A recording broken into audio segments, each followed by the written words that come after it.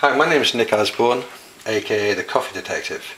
In this video I'm going to look at three very different types of coffee maker and rate them according to four separate criteria. The price of the brewer, the price per cup of coffee brewed, the convenience of the brewer, and the quality of the coffee itself. So let's start off with the price of the brewers. Clearly the least expensive is going to be the French press. You can get a perfectly good French press for $15, $20, $25. Next up is the drip brewer, which most of us are familiar with. Again, anything from $40 upwards, depending on how many features and bells and whistles you want. The Keurig or any other single serve coffee maker is probably going to cost you more, although you can buy very expensive drip brewers. The Keurig B30 Mini is priced at $89, and you can go all the way up to the B70 at $169. So that's the most expensive in terms of buying the equipment, and that's the least expensive. In terms of the cost of the cup of coffee per cup brewed, let's look at that. On the face of it, you'd think that the Keurig is the most expensive because you're actually paying a premium here for the packaging of the K-cup. You've got the coffee and the filter in there, and it's true when you look at actually the pricing per cup. It's certainly more expensive than using the French press because you pay that premium. But don't forget one thing about the drip brewer is that it's actually probably the most wasteful of all brewing methods. What we tend to do is we'll make a carafe of coffee here, pour a couple of cups of coffee, and then put it back on the hot plate and come back to it. Well, I don't know about you, but I never drink all the coffee out of that carafe, because by the time you get down here and it's been sitting on the hot plate for about an hour, that last couple of cups of coffee there is getting completely stewed by that consistent heat underneath it and really doesn't taste as good. So we tend to pour that away, and if we want some coffee we make a fresh brew. And the wastefulness of drip brewing probably mitigates the extra cost here. So you may well find, particularly if you only have cups of coffee once or twice a day, you may in fact find that this is very cost efficient compared to a drip brewer. The French press, certainly very low cost. You got no power involved, no moving parts, no repairs, nothing like that.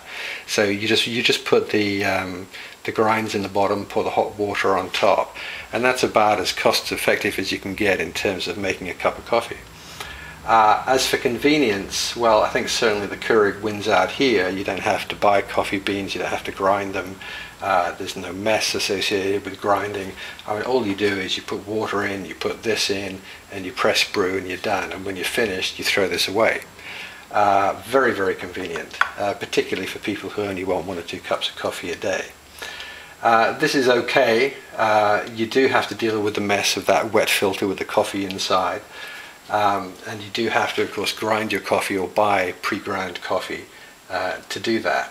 And with the French press, it's pretty much the same here. You're either going to grind your beans or you're going to purchase ground coffee beans and put in the water. Again, there's cleanup there, there's cleanup here. Almost no cleanup at all with the Keurig. The quality of the coffee. Well, this depends a little bit on what kind of coffee drinker you are. Or rather, it doesn't depend, but you have to ask yourself, how particular do you want to be? Let me draw an analogy with drinking wine at a restaurant. For some of us, we'll go into a restaurant, we just get the house red, and that's fine. Others go in there and we pour down through the wine list because we want to try a particular wine from a particular region of France, for instance.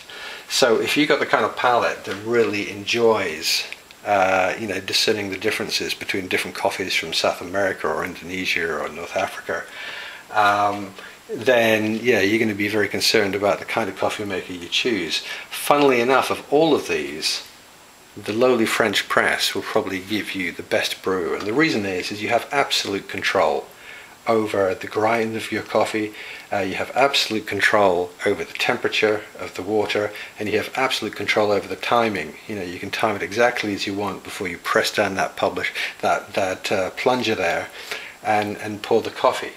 With regard to these two, not a huge amount of difference in quality. But all that said, you know, for most of us, you know, we just want a good, nice tasting cup of coffee each day. And in that regard, there's really not a huge amount of difference here. They'll all make you a wonderful cup of coffee. So I hope that's not too confusing. I think certainly if you have a large family, think about the drip brewer. A lot of people drink coffee in the house. If you're on your own, then either the Keurig or the French press can be a wonderful choice.